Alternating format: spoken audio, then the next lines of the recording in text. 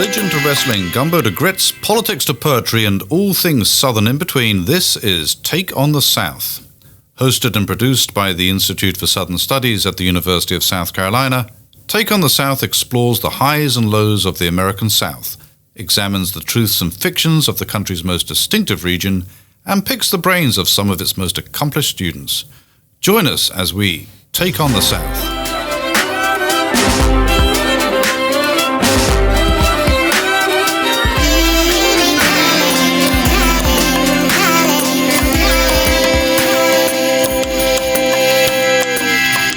Welcome to Take on the South, the podcast of the Institute for Southern Studies at the University of South Carolina. Here we invite individuals to help us ask what the South means by inviting them to share their take on that same South. I'm Matt Simmons, the producer of the show. Today we're going to be discussing professional wrestling. How does this athletic spectacle, which combines combat sports, gymnastics, and theater, and which has a long and detailed relationship with the South, tell particularly Southern stories?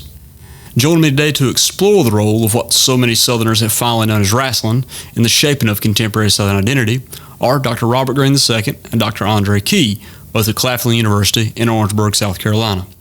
Drs. Key and Green have recently written an essay, which will soon appear in the Journal of African American History, on how pro wrestling helps to shape the Black experience of the South over the last several decades. We're also joined today by Dr. Miles Smith, a lecturer at Hillsdale College in Hillsdale, Michigan. All three are Southerners, historians, and wrestling fans. Gentlemen, welcome to Take on the South. Thank you, Dr. Simmons, for having us on this afternoon. My name is, again, Robert Green II. I'm an assistant professor of history at Wrasslin University, and in my day job, so to speak, I study 20th century Southern intellectual history and African American intellectual history. And I'm really excited to talk about pro wrestling this afternoon, especially because I think it's a topic that's really important to getting what the South means in the latter half of the 20th century. Thank you, Dr. Simmons, for having me. Again, my name is Andre Key, Assistant Professor of African and African American Studies at Wrasslin University. And wrestling is fundamental to my youth, so looking at it academically has been quite interesting. Also thinking about it as a Southerner from Louisville, Kentucky, where we were in the sphere of Jerry the King Lawler, who was far more instrumental than Hulk Hogan. Having these alternate heroes, gives a sense of how the South in wrestling was far more formative than what you see on the WWE during that time. Yeah, thanks, Dr. Simmons. My name is Miles Smith. I'm a lecturer at Hillsdale College. I grew up in Salisbury, North Carolina, which is about 45 minutes away from Charlotte, where Jim Crockett Promotions was headquartered for a long time. So I grew up in the orbit of the WCW, all the wrestling associations that came out of I think they call it the Mid-South back then. And so I'm curious to know what Dr. Green and Dr. Key have cooked up in a scholarly sense, because how many times have we talked about wrestling across telemedia? A lot. How many times have we looked at it in a scholarly sense? Not a lot. So I'm pretty curious to know what these guys have come up with. Yeah, so I think, really to start us off this afternoon, I guess Dr. Key and myself can talk a bit about the article that we've been working on over the last year. And really it began actually out of our conversations at Wrasslin. We would often go to the offices and just talk about African American history, culture, etc. And we both noticed that we were often talk about pro wrestling. At some point, we would talk about really Black identity in pro wrestling in terms of how certain Black wrestlers were used, how Black fans saw their use in wrestling, and so forth. And eventually, we came upon a call for papers from the Journal of African American History last year about new directions in African Americans in sport history. And so we originally wrote the article trying to give essentially a rundown of African American wrestling history throughout the 20th century and tying it again to both Black and Southern identity. Currently working on a revise and resubmit of that article right now. And really, we have a lot of ideas to play with, so many, in fact, that we've had writing group meetings where we were told, oh, this should be a book. And we're both saying, that's fine. We both have our own books to work on right now. But at the same time, I think it shows that A, there is a richness to this topic, and B, whenever we tell folks what we're working on, there's always this genuine excitement because people will say, "Oh, I grew up watching Ric Flair, or grew up watching the Midnight Express or the Rock and Roll Express," and so forth. And for me, just to kind of clarify where I fall in terms of the wrestling history spectrum, I really grew up with wrestling in the early to mid 1990s. One of my earliest toys, in fact, was this huge plush Ric Flair doll that I'm sure some of you've probably seen before yourselves. And growing up with TBS, with the Saturday night WCW show at 6:05, or later on Monday Nitro on Monday nights, for me, growing up with pro wrestling was just natural. It was something that was just entertaining. But looking back, and this is thanks to the power of YouTube and the WWE Network and so forth, looking back at those shows I grew up with, I now realize, these wrestling events really, in some ways, taught me what it meant to be a Southerner in the 1990s.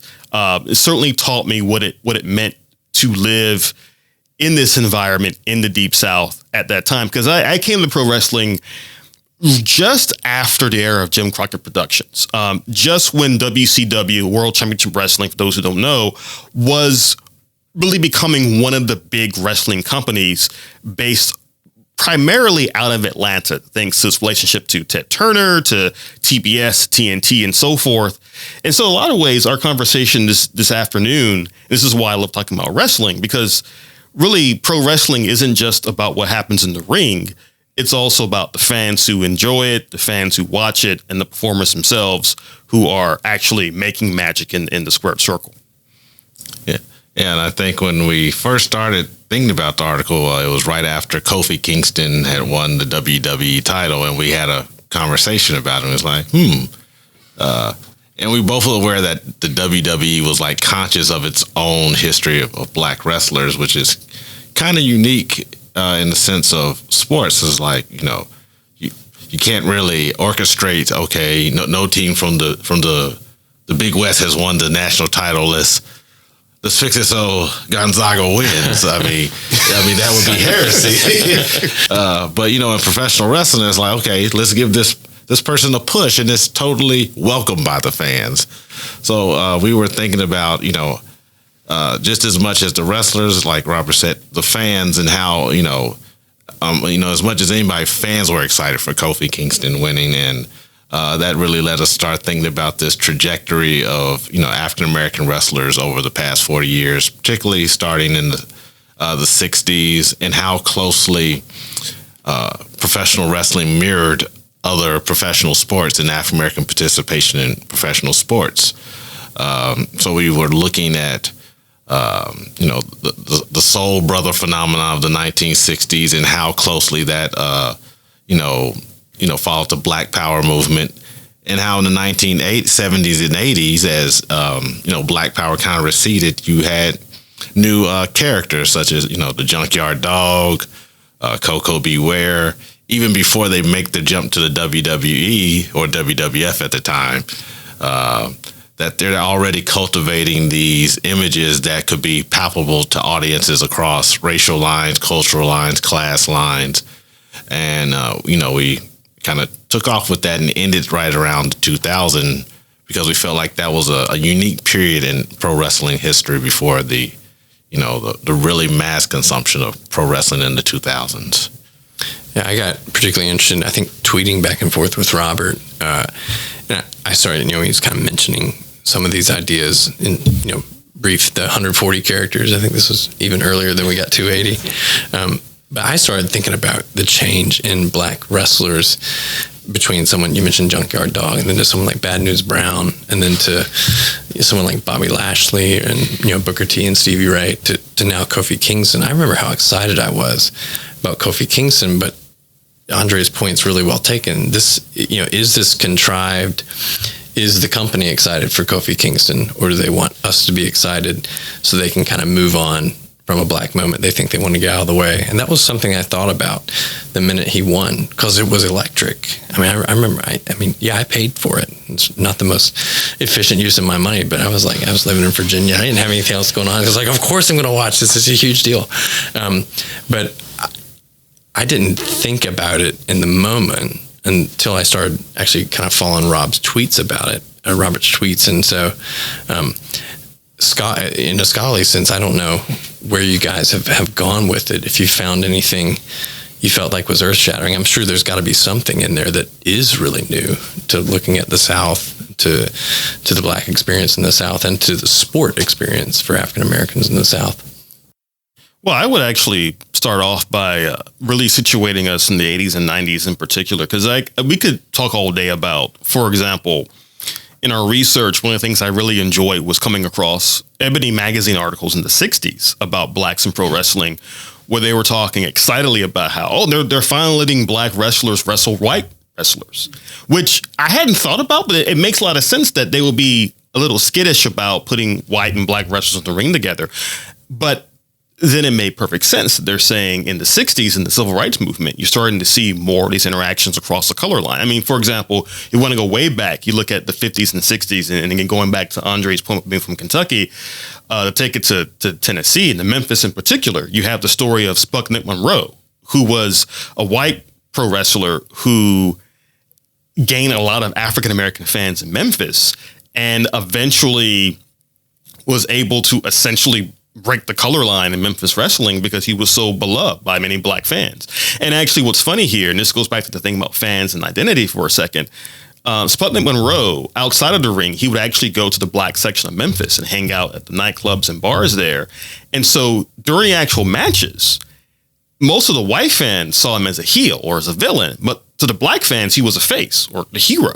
And so you already get into these ideas of identity in the 50s and 60s with Sputnik Monroe. But if you're thinking about the modern era, I really think we have to talk about Ron Simmons, who was, of course, the first black heavyweight champion, I think, in American wrestling history. Some would argue that Bobo Brazil technically had the title for a while in the 60s. There's some debate about that. But Ron Simmons, without question, when he defeated Vader in 1992, you can go on YouTube and watch that match. And the excitement in the arena when the referee counts 1, 2, 3. I can distinctly recall there's a young African-American kid who runs from like the fourth row down to the first row. And you see him in the background when Simmons wins, this kid jump up several feet in the air and the entire crowd going crazy. And people would argue behind the scenes that WCW realized, hey, it's time for us to have a black champion. And I think there is an irony there that we're talking about Southern identity, and it was a company based out of Southern wrestling that said, we're going to be the first to have a black champion long before WWE decided to do the same thing.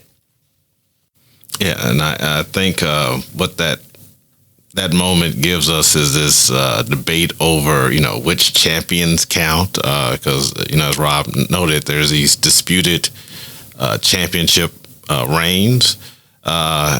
And then we moved into the 90s, and with the appearance of, Dwayne "The Rock" Johnson, he just, in many ways, telegraphed, to use a wrestling word, so much that came, in the later 2000s, because, I argued in the article that in some ways, The Rock primed America for Barack Obama.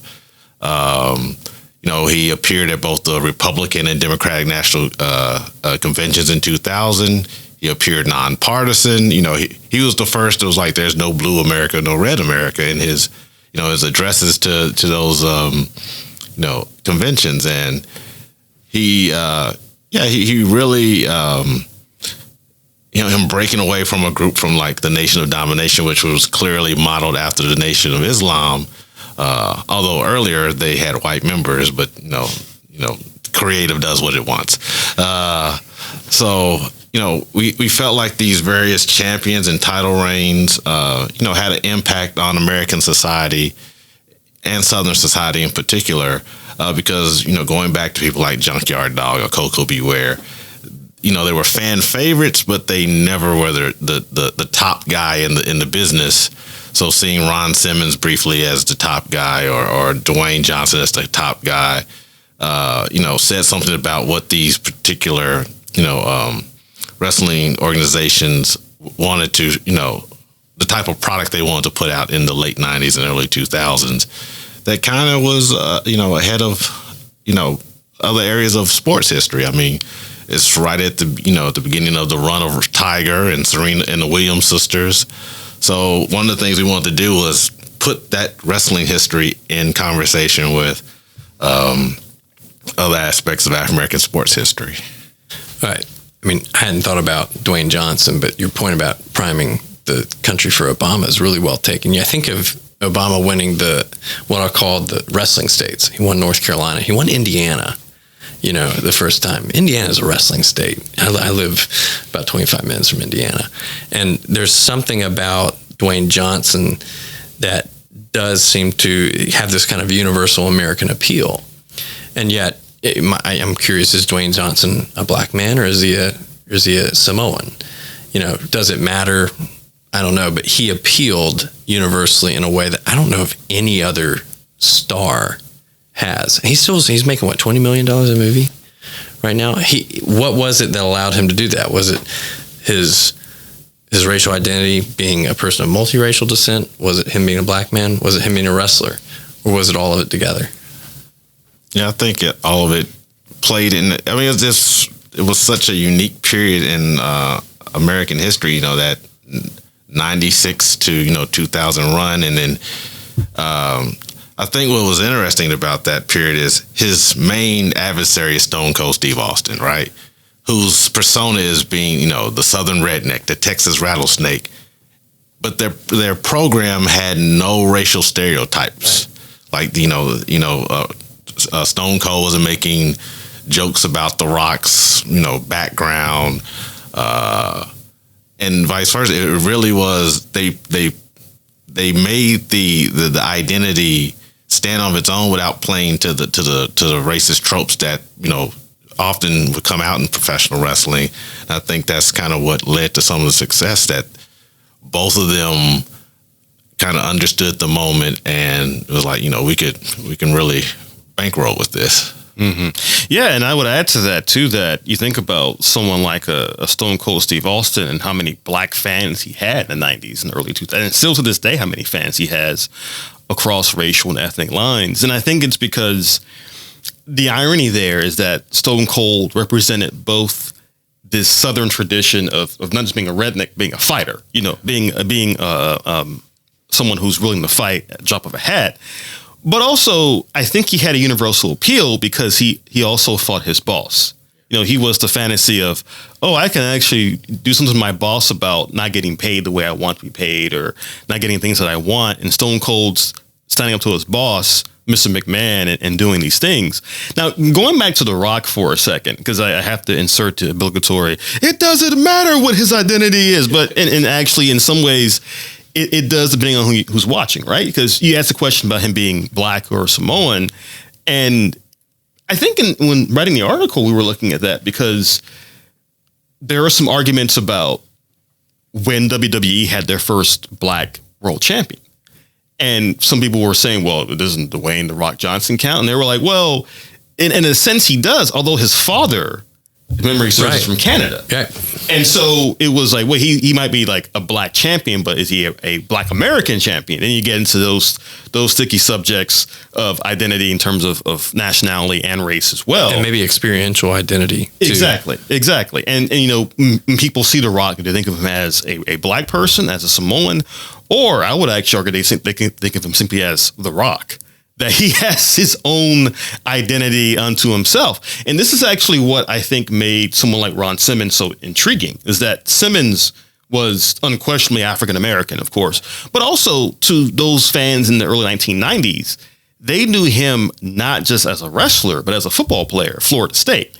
And so they knew that he had actual athletic bona fides to his name as well.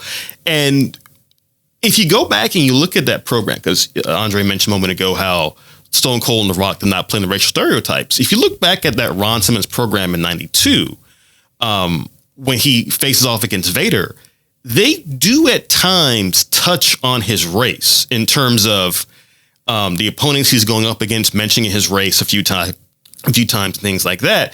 And WCW actively leaning into the idea we are promoting this person as a black heavyweight champion, because you want to talk about how this gets into identity. This also gets into economics as well. I mean, the Turner Empire, so to speak, understood the importance of black fans in terms of being Southerners, in terms of enjoying a Southern product.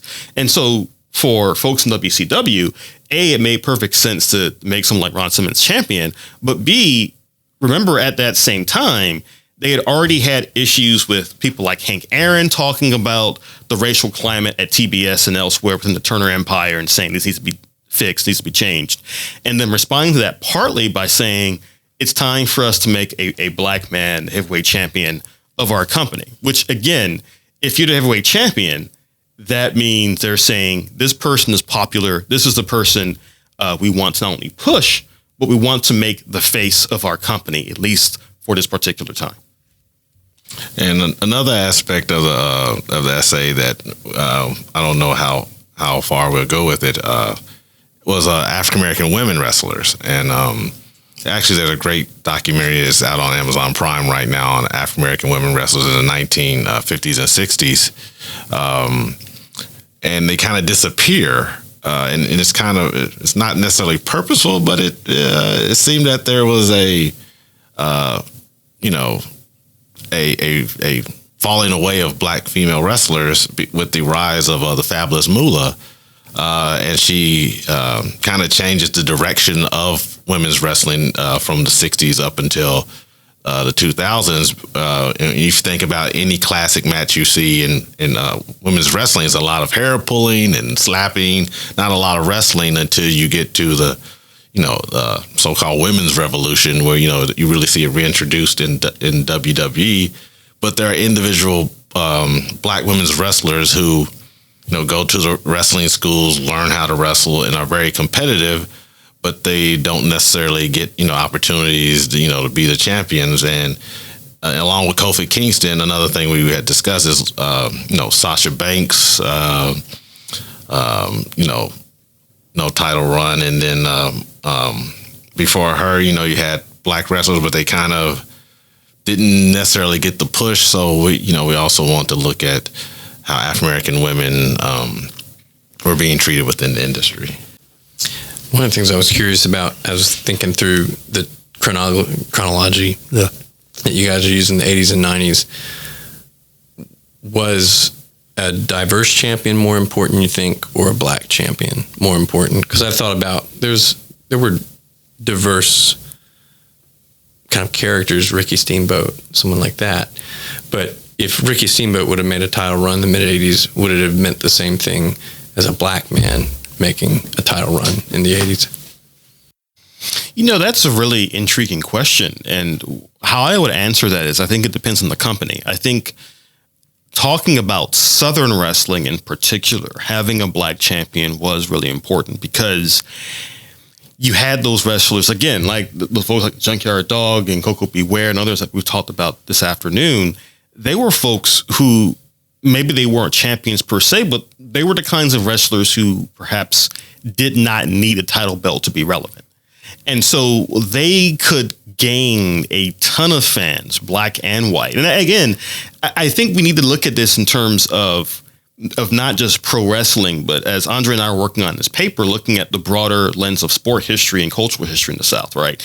By the 1980s, you have a generation of Southern sports fans who've grown up watching desegregated college football teams or desegregated college basketball teams or watching pro teams out of Atlanta and elsewhere. And so to them, they are conditioned now to start thinking about rooting for black athletes in a way that isn't just coming on the race, but oftentimes saying, hey, this person's part of the home team, whether that home team is the South or the faces of Mid-South Wrestling or Jim Crockett Promotions, et cetera. I think, again, that context is really key here. And then, again, as Andre said earlier, the fact that some of these wrestlers, they're black wrestlers, but they're not always being played up as black wrestlers so much as being played up as the face of the organization, like a Junkyard Dog. Again, he's black, obviously, right?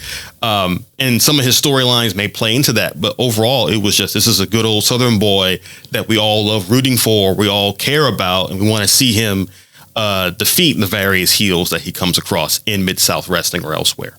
You know, one wrestler comes to mind for me to talk about black identity in the South and how it goes beyond skin color to cultural tropes is Dusty Rhodes, right? You think about how Dusty Rhodes, in virtually every incarnation of his character from the 70s onward, he embodied these tropes of soul, so to speak, right? You know, the clothes that he wore in the 70s, for example. You go back and watch his early promos in the 70s, he's wearing like these really nice clothes. He's dropping these promos where if you close your eyes, you didn't know who he was. You close his eyes, you'd be like, I didn't know he was white until I was almost an adult. His syntax is kind of this way. If you don't know what he looks like, you know, who is this person? Even the way he speaks kind of has this truly almost deracialized kind of thing. He's sort of almost a small p populist person, and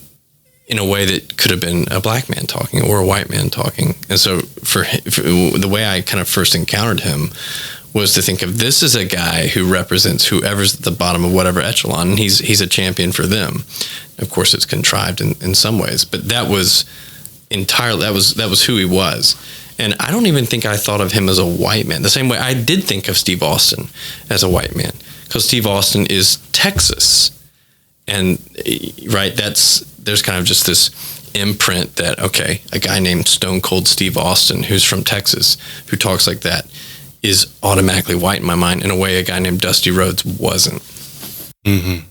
Yeah, I mean, I think the Dusty Rhodes experience was really formative for a lot of wrestling fans in the 70s, 80s, even going to the early 90s. And, you know, and I think Rhodes really embodies some of how Southern culture, going beyond wrestling for a second, how Southern culture depends so heavily on black culture and taking from black culture and the like. I mean, again, you think about not only some of the promos he dropped, but some of the enemies he had, right? I think, for example, if you go on YouTube, you can find some promos he had against Ernie Ladd, who was an African-American wrestler, who was also from the South, who's also a football player in the AFL back in the day. And when Ernie Ladd and Dusty Rhodes going back and forth in the 70s, like you said, there's this populism to Rhodes, but Ernie Ladd has more of this, for lack of a better way to put it, he is a proud black man, to the point where he is sometimes putting down other black wrestlers for not being the way that he is, not dressing like him, not looking like him, etc. But I think, again, you think about folks like Dusty Rhodes and what they embody about how Southern is, so to speak, and Southern identity has so much linkage to black identity. And again, some of the feuds he had in the 70s and 80s also, I think, speak to that too. Yeah, and I also think Ric Flair embodies that. I mean, nothing was more iconic than watching, the Carolina Panthers, doing the Ric Flair, right. And how ubiquitous, Ric Flair, his popularity was in the African American community in comparison to Hulk Hogan in the 1980s, because before it was a word, like, Flair had swag.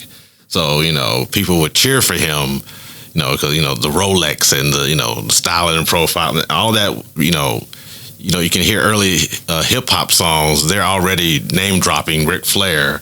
You're not hearing Hulk Hogan. Yeah.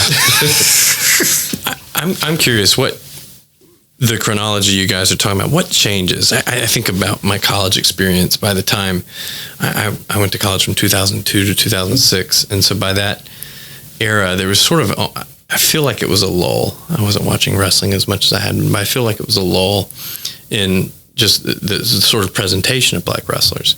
You had someone like Bobby Lashley, who was pushed a lot, but is Bobby Lashley from the South? No, I think he's Barbadian or someone like that. What changes? How do we go from the wrestlers like a Junkyard Dog to Kofi Kingston, who's not an identifiably Southern wrestler at all, but who is identifiably black in every way. Is that just telemedia being corporatized? Is there something else? So I would say part of that answer is, of course, the demise of WCW in 2001. I think that's a big part of it.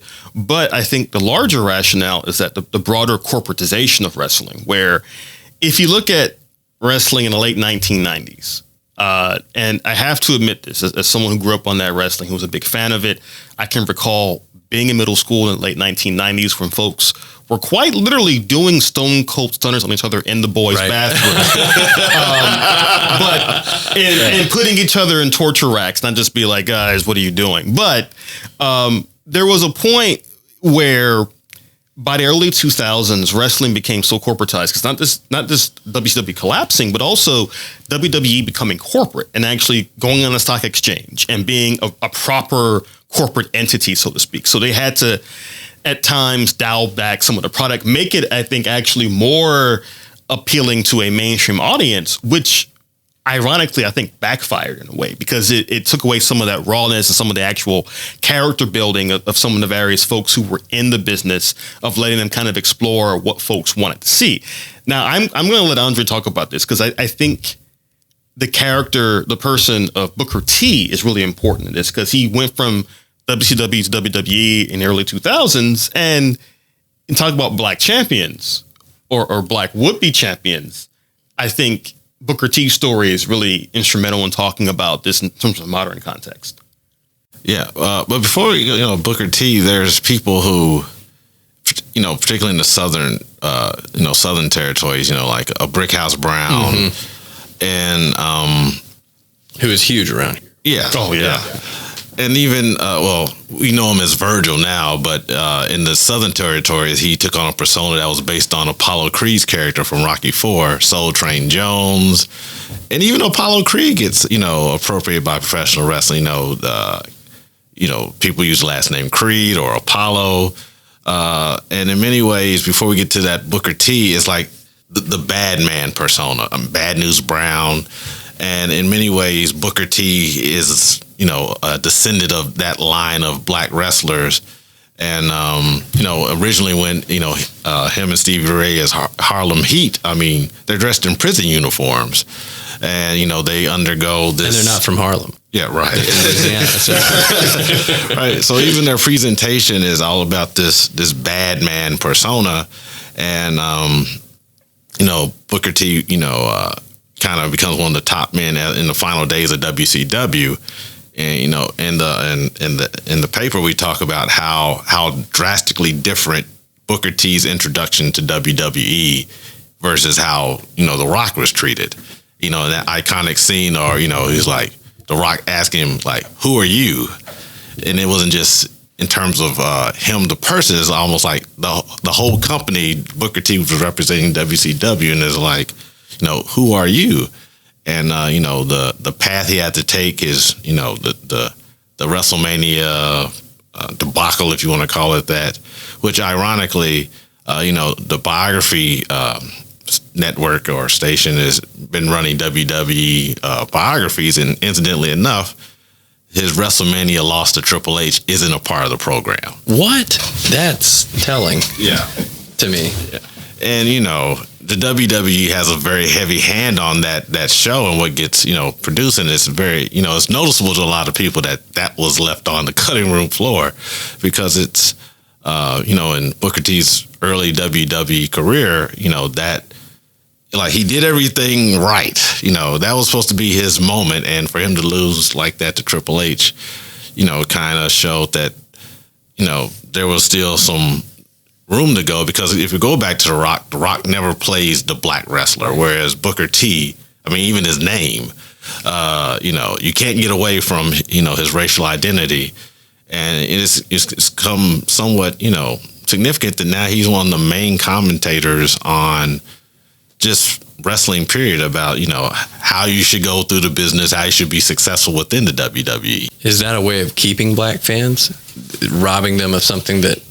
No, he was probably a deserving champion, but he doesn't get it. Is that a way that the WWE sort of keeps people watching? It's like, hey, we'll give you something at some point, or is this something different?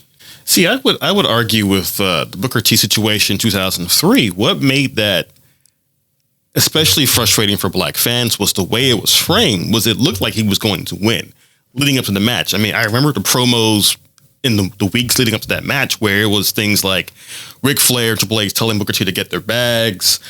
They were playing up the fact that Booker T in real life came from a tough background. Like he actually grew up in a tough background. They were playing this up saying that he turned his life around, that he was doing the things the right way. And even the match itself, it looked like, oh, okay, they're going to let him beat Triple H. And then there's that moment in the match where not only does Triple H do his finisher, but he takes like 15,000 seconds to cover him.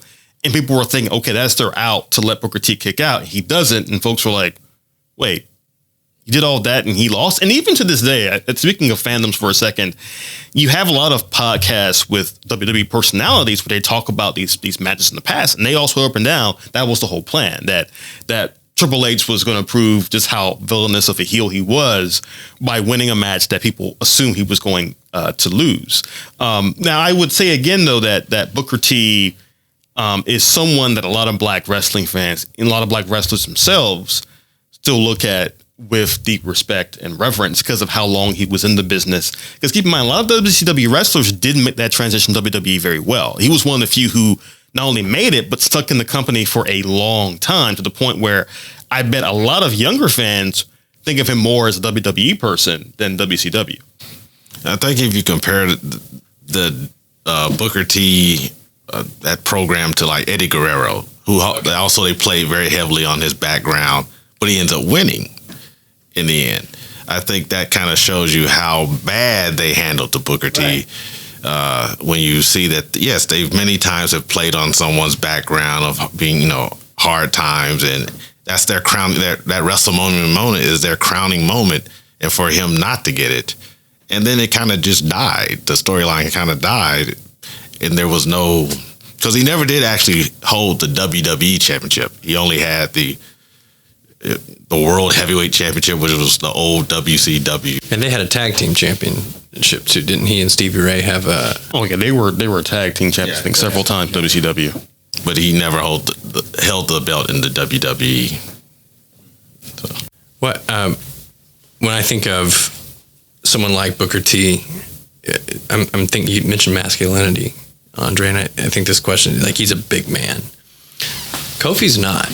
Yeah. So, and that's different, right? Still identifiably black, still identifiably masculine. What does that say about the changes in how just masculinity is perceived between what we're talking about, 2003, 2004-ish, something like that, and 2009? Was that 2 years ago when Kofi won?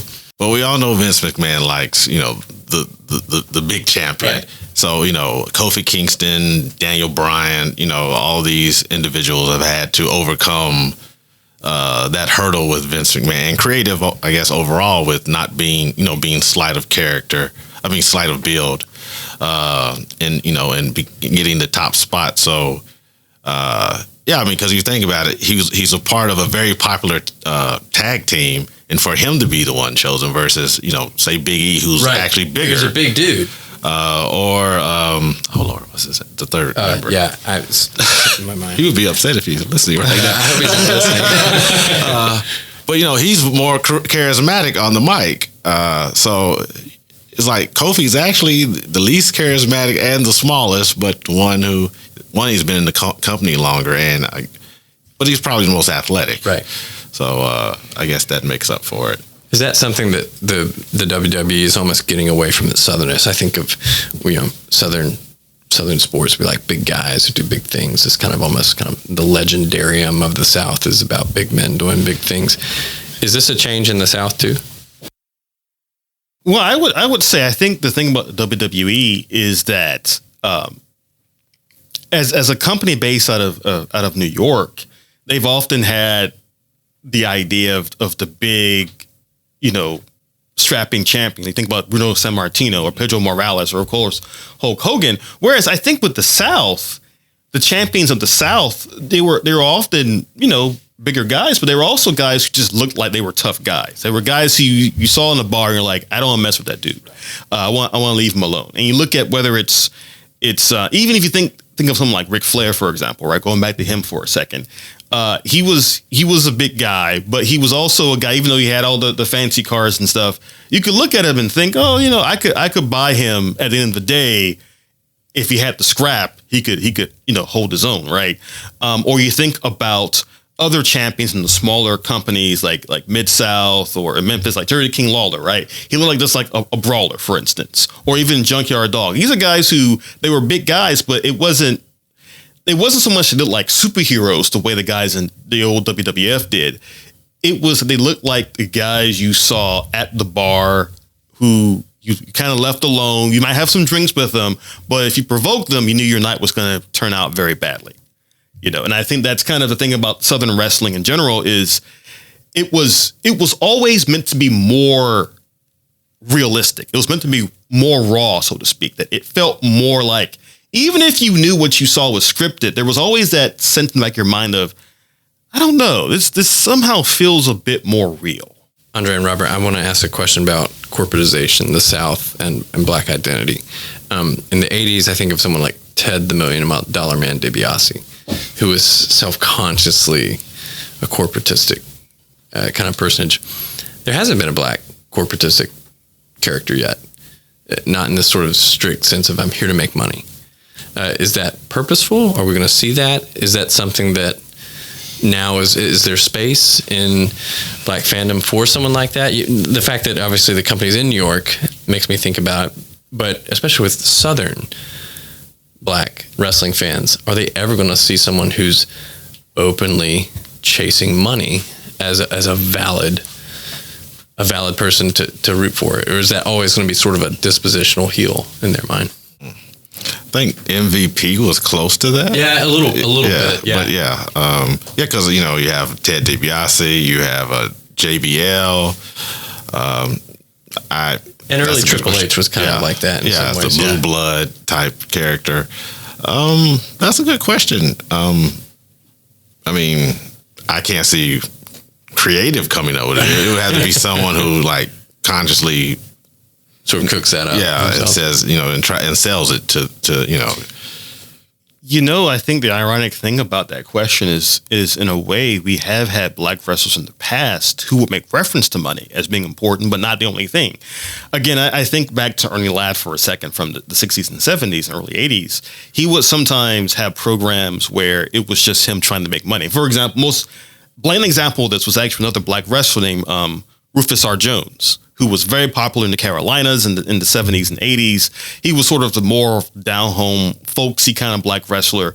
And he had a brief feud with Ernie Ladd where the whole feud was Rufus R. Jones challenged Ernie Ladd to a match. And he said, if you meet me in the ring, I'll give you $1,000. And Ernie Ladd was like, okay, sure, I'll do $1,000. So they get in the ring. And then the second they get in the ring, Ladd walks back out and it's like, I got my $1,000. And then you can go find this on YouTube. It is hilarious. Rufus R. Jones drags him and his manager back to the ring.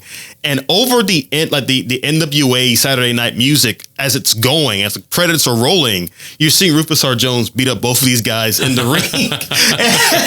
But I think this thing about corporatization and money, the irony there, at least to me, is that I think a wrestler like that who actually admits they're wrestling just for money. You think about someone, for example, you've seen some wrestlers in recent years who have said in a heelish persona, I'm wrestling just for money. Like right now, Roman Reigns. Roman Reigns is saying, I'm wrestling for respect, for my family, etc. Yet a lot of folks, I think, right now, especially with the way the economy is, can relate to that.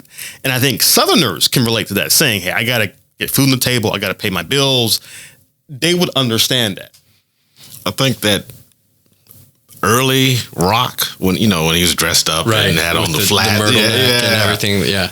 But he didn't necessarily make money, except he was, I'm flashier than all of you. I'm going to stomp you in these flats, but it was more Ric Flairish than $1 Million Man. Right. Yeah. If you don't mind, I'd like to talk about Jim Cornette specifically, but more so with his own promotion, Smoky Mountain Wrestling, in the 1990s, where you get in these questions of specifically not the Southern identity, but almost Appalachian identity in some ways, in some senses, and how that intermingles and differentiates from Southern identity. Because in Smoky Mountain, if you go back and watch most of the early programs, it's just primarily white wrestlers. But then there's a certain point where he brings in a tag team called the Gangstas, which includes the man who just passed away, New Jack. And the Gangstas were an African-American tag team.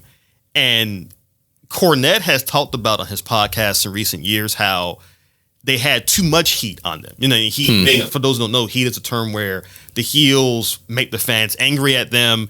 And the idea is to get heat to make the fans want to buy tickets to see them get their butts kicked. The problem with the Gangstas was they had too much heat to the point people were saying, we don't want to see them, period. Now, they're dropping promos in 1994 about things like the O.J. Simpson trial, talking about the LAPD and things like that. And they're cutting these promos that are make you so uncomfortable. You can watch them on YouTube where you see like Jim Ross holding the microphone being like, did he really just talk about O.J. Simpson? This is during the O.J. Simpson trial itself, right? Or things like that where they clearly scared the audience with not just being black, but they had an urban northern black identity that they came out to rap music, stuff like that really did not fit with Smoky Mountain Wrestling. But they were very popular in ECW, which is based out of Philadelphia. So again, you get these questions of black identity, right? It is not just a Southern black identity that we're dealing with. In some ways, it's black identity being different in different parts of the country as well. Well, I think of, you mentioned the OJ trial, and I think so much as, there's that statement he makes, I'm not black, I'm OJ. How many wrestlers had to kind of self-consciously transcend their blackness to get to the point of being a black wrestler? Did you have to move through your identity to kind of set it up later on to be more, I guess, useful is the word I'm going to use, to the company? Well, I'm, I guess, maybe about 5 or 6 years older than Robert. So I'm more of an 80s baby in terms of wrestling. So thinking about, Jim Cornette, Jimmy Hart, who's also down south before he jumps to WWF, that, they're managing these stables, the stud stable, and, oftentimes they're coming against, again, Brickhouse Brown, Coco Beware, Norvell Austin.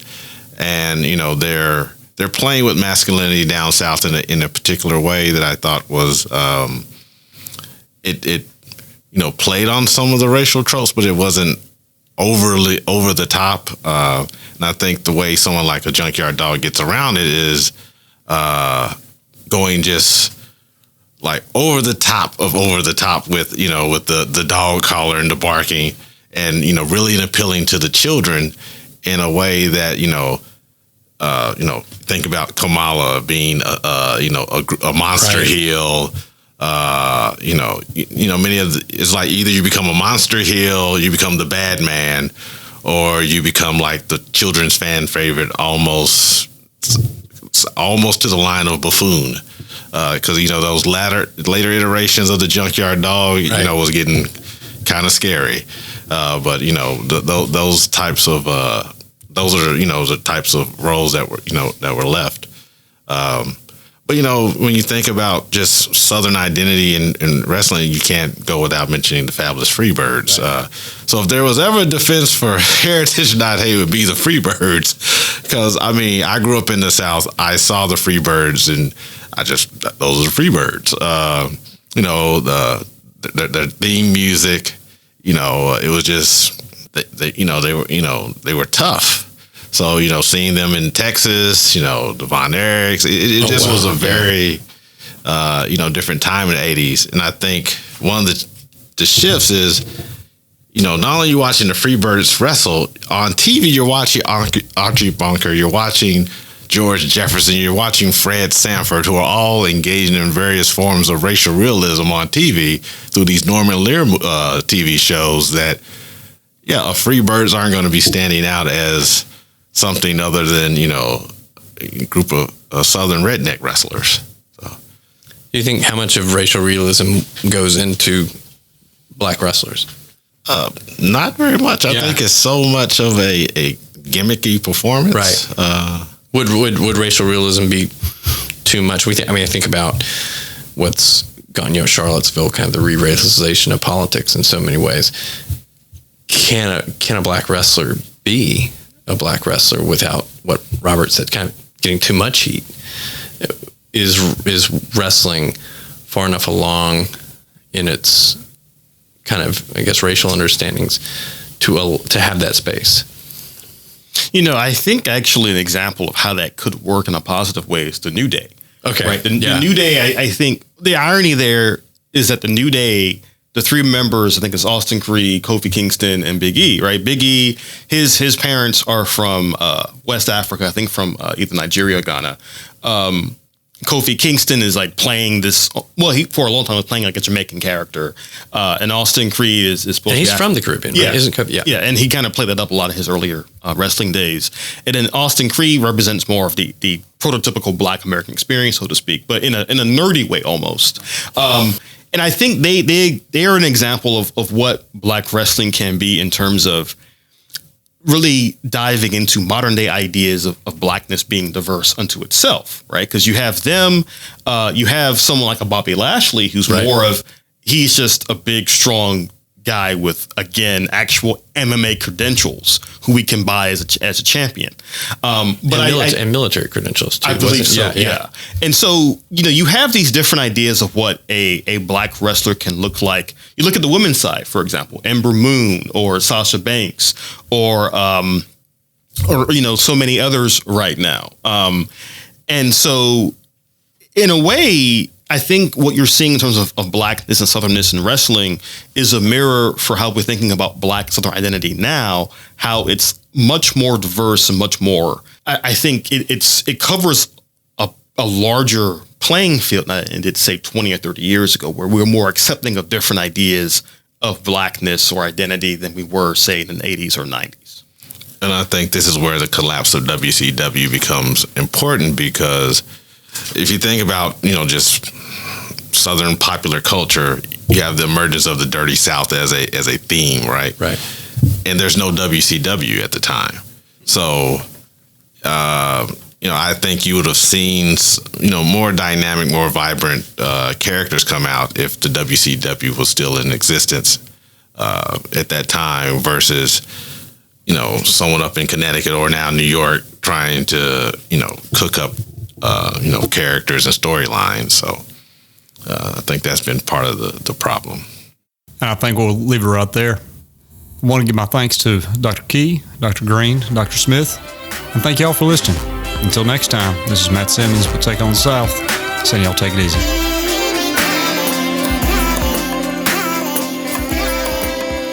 That was our Take on the South. Let us know yours. Find us on Facebook, Twitter, and Instagram at U of SC South. Take on the South is produced by Matt Simmons of the Institute for Southern Studies. Special thanks to Professor Dave Garner of the University of South Carolina School of Music for composing our music. Tune in next time for another Take on the South.